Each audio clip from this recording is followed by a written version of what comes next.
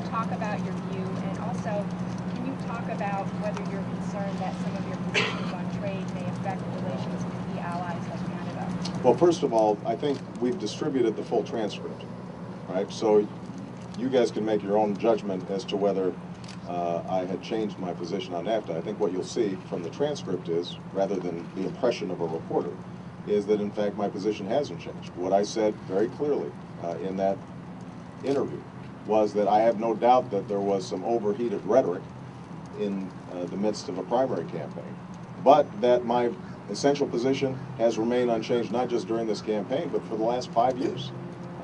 I believe in free trade. I think that all countries can prosper as a consequence of free trade.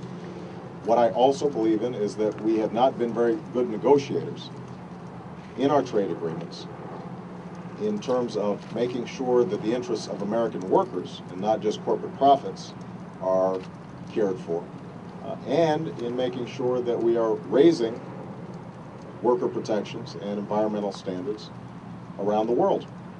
And so what I've said with respect to NAFTA is that we didn't have enforceable labor and environmental agreements in that agreement. I think that was a mistake, and that as a consequence, I didn't support it. I didn't support CAFTA for similar reasons. I did support the Oman trade agreement and the Peru trade agreement because it contained such protections. So my philosophy has been entirely consistent on this front.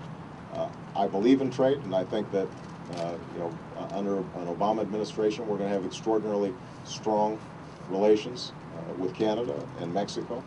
In fact, I think we can strengthen.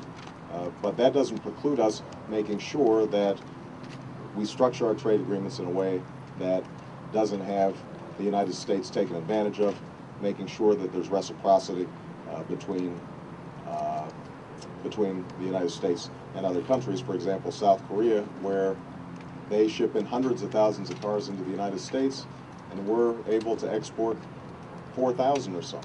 That's not a good deal for the American worker. We just need tougher negotiators in that process. So, all right.